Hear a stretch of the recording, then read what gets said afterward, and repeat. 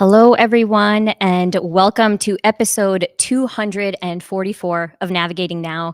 This is a special hot take series where we dig into topics about leadership in life that we should be talking more about, but aren't. I know with this topic in particular, Norm, we probably wish it was a long take Yeah. instead of a hot take, because today, folks, we're going to be talking about change. Change is trending right now, and dare I say, even cool. And I don't know if that's the change practitioner in me, but I'm hearing a lot about change right now, and we just thought, why don't we take the conversations that you and I have on a daily basis and bring it out to the folks here on Navigating Now. And maybe I'll start by just sharing a little bit about maybe my change practitionership and Please. how this all started. Great. So I would say over a decade ago, when I started in change management, things looked very different than they do right now. I felt like back in the day, I'd be sitting in steerco meetings. We'd be talking about the numerous changes happening all at once. And all that needed to be said by maybe an executive was, we need change management. Yep. I can't tell you how many times I've heard those words, we need change management. And then I felt like a hero, like I would swoop in with my cape and I would do all the things that a good change practitioner would do, right? I would set up the training, the communications, and I would treat change like a program. I would check all the boxes. But what ended up happening is because change is so constant, it just kept piling up and piling up. And Mm. I felt like I just couldn't keep up. It wasn't sustainable anymore for me to see change as a program. And so, our first hot take is that this whole program approach to change, it's not really sustainable anymore. It wasn't sustainable for me as a practitioner, and it's not super sustainable for organizations today. So, Norm, my first question to you is, why do you think this program approach falls short in today's world? Yeah. When I think back to even, change being seen as an 18 to 24 month program, right? Right. It's like you look back and it was part of the business and the spreadsheets, and it seemed like it was very much a top-down approach. And what we know to be true is that change is an individual experience, and it's something that all of us go through and not at the same time. Hmm. And the type of change that we're having is very personal. And so I think for us, whether you're talking about specific change leadership or even looking at growth or development, it always starts with self. And so for us, I would say that we're starting to acknowledge it's actually not a top down, but more of an individualized or personalized experience. And so how do you create an environment for people to like thrive in change, not to be receiving change communication? Yeah. Yeah, absolutely. I feel like back in the day, change felt like a choice, like a Mm, popular choice. It helped you stay ahead, it helped you stay innovative. But now, choosing transformation or change, having change offices, it really just keeps you at that. You're treading water and you're safe, but you're not actually thriving if you yeah. continue to approach it in that same way. So I love the point about starting with self, because we do all experience it very differently. Mhm. And we experience each change differently. If I'm a champion for one change, it doesn't necessarily mean that I'll be a champion for all changes. So I love that idea of just individualizing a little bit, because I do feel like, the new choice that organizations need to make is, how do I empower everyone to experience this change, versus how do I, check the boxes and make sure that the communications are out in a timely manner. Totally agree. And so when you think about the way it used to happen, it was seen as a communication channel. Mhm. And so instead of just informing the organization and saying like, here's the change, it's your responsibility to react or potentially like get on board. What we see is like, it's truly an experience. And so how do you start to get people to see that it's a muscle? And the amount of change and even the speed of change is so quick these days that it's really our responsibility to be able to lead that change. And so what that looks like is for us to step in and get the reps and get the practice. And I think what's different than 5 years ago or even 10 years ago is we almost outsourced that change. We looked at like that's somebody else's responsibility, whether it was the transformation office, an HR team, or maybe even a consultant team. But it's like what we know to be true is that it's everybody's responsibility to be part of the change. And so what that looks like is for us, again, to step in, to create an environment for everybody to get the opportunity to put in the reps, to see it, touch it, taste it, experience it. And that's what's going to create sustainable change. It's not hearing about it. It's the chance to actually experience it. To be with it. Yeah. Yeah, I love that. And when you talk about things like, we talk about leading self and the core skills that are really needed to take any human through change, what are some of the core skills that you have found just in our recent work that clients are really leaning into and are really taking to when it comes to thriving in change? I'll say the biggest one right now is communication, and what it looks like, which is different than what it was prior to, is it's a combination of like connecting the dots back to the why. I think a lot of times, like, the change is happening so quick and you might be 1 or 2 degrees removed. So instead of, again, receiving it, it's like, how does my day to day, how does my responsibility set, how does my impact ladder up to that bigger why? So I think, again, it's really important for all of us as leaders. We were just in a senior leader program this week, and that was one of the big ahas, is like, I've got to slow down in order to help see on a day by day, week over week basis, like, why we're doing this work. I'd say the other big one is storytelling. For all of us as humans, like, change is a feeling. And so how are we using storytelling to be effective in terms of influencing, guiding, and connecting? So I'd say, those are probably the two big ones. Maybe the one that sits outside of that is feedback. And I think the reason that's so important is because change is happening so quickly. We've got to get more comfortable with feedback. I think for so many of us, feedback is something that we look at as part of performance management. It happens only at mid-year and end of year, or it's like, I'm having a tough conversation. Like, that should be your language. It should be in the rhythm of work. And so to me, getting really effective is seeing feedback as like an incremental improvement. It's part of my growth. It's objective.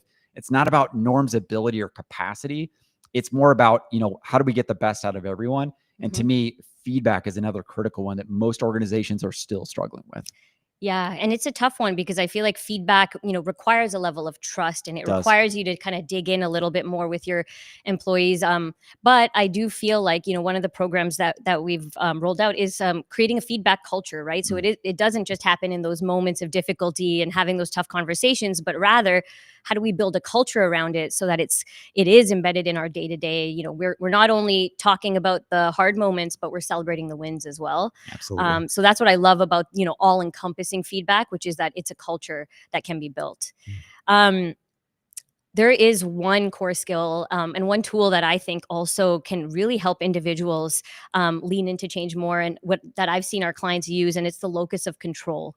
I think that one, especially with the audiences that I've been working with, which are, I would say mid-level leaders, oftentimes when you're at that level, sometimes you feel like things are not in your control, right? You feel like things are, being passed down to you, and you kind of just have to go with the flow. But the great thing about this tool, locus of control, is it really allows you to analyze, like, what are the things that are truly within my circle of control and influence that I can act on now. It gives you that agency, that power, that firepower even, to feel like, hey, I do have agency over my work. I do have influence in this arena. And also, like, what's outside of my control that maybe I can just put aside and not feel so debilitated by. So that's another tool that I feel like would really empower people to step into change. All right, Norm, I know we can dig deep into change, but I know this isn't a long take today. So let's hop into our second hot take of the day. So we're talking about how, we're seeing change, and it's not seen as this program approach anymore. And it's all about building this muscle. But I feel like sometimes when you think about individual change, what could hold us back sometimes is not, the environment around us, but sometimes it's all about how we see ourselves. So I feel like sometimes we are leaning into our past selves a little bit too much, and we stay anchored there. And sometimes that gets us a little bit stuck. And because we're anchored in the past, we don't know how to step forward, or we do step forward and then we're like, nope, got to get back to my comfort zone. So Norm, would love to hear from you. What was maybe an identity that you had to let go of in order to change, in order to step into the moment that you're in right now? And why do you think it's so hard for people to step forward into their present moment? Yeah, I'll use one that's even outside of work. For me, most of my life, I was very heavily involved in sports, and for me, it was soccer, and it was my identity for the better part of 25 years. That is really how I identified. And it's funny, as I stepped into the working space, it was like nobody knew me as a soccer player. Yeah, I was, I was seen as an analyst or a manager, and so it was funny. Like, I always grappled with, I almost have like an identity outside of work and inside of work, right. And so I think for me, there was a point where I was holding on to that and wanting to play soccer as long as possible. Eventually what I did was I started to transition into running. And then about 5 years ago, I got into yoga. And it's funny because if you would have told me 10 years ago that yoga would be sitting at the center of like my exercise practice, that would have been a complete surprise, because I showed up to the first class and I'm wearing my soccer shorts. I've got socks on. I have no idea what I'm getting into. But I think what was different was I came in with a very open mind and really lowered the expectations for what was possible. Mhm. So I fast forward to 5 years later, and it's like it's played such a fundamental role in my own personal growth. And I think sometimes, again, like we get caught up in holding on too tightly or really holding on to the past in a way that doesn't serve us to look ahead. Mhm. And so even if I were to look and play that in today's, thought team work environment, it's like, I've really been focusing this year on how do I step back from being seen as somebody who's got a big engine and is seen as a producer and does a great job of always showing up. And what if instead I was able to lead more from behind and be more of an enablement and more in a coaching stance? And sometimes it's easy to see that I love to wear my brand and DNA like, on my chest because I have such pride in it. Yeah. But it's like I'm also ready for a new version of my leadership to show up. So I think for us, sometimes it's the uncertainty of like, will I still be seen as valuable? Will I still have the same type of impact? In many ways, like letting go creates the space for something else. And I would say in many ways, like I'm really excited to see for me what's ahead. Ooh, I like that. And I've seen the yogi you evolve over the past couple of years that I've been Appreciate here that. too. So that's awesome. And I would say, like, for me too, like I think when we were talking about this episode, my core example is just the identity shift into being a mother, Mm. and how that's also changed me. So it's interesting that you've stepped into being a yogi, Sure. and I've actually had to step out of being a yogi, because I feel like prior to becoming a mom, that was heavily part of my identity. I identified as someone who went to yoga often and really dug into self-care a lot. And as a mother, it's interesting that, that's shifted a little bit. Self-care does look a little bit different. And so I've also been thinking about, instead of anchoring into like that identity of who I was, what does self-care look like today? It could look like micro moments, which I actually never focused on in the past because I had more time and space to, dedicate to a yoga class and things like that. Now it looks very simple. And sometimes it has to do with a 5-minute journal entry. It has to do with me grabbing a coffee in the morning and taking a slower walk to work. Yep. So it's interesting how, like, even though I was a yogi before, as I'm stepping into self-care now, it looks a little bit different, but it still can feel rooted in my identity and who I am. Well, I think for you too, the story that you've had of like your nonlinear career path, I think is also like a really important one for people to like acknowledge, Yeah. because it's like, again, this like identity or this desire to say like, I can see 5, 10, 15, 20 years from now, like where I want to go.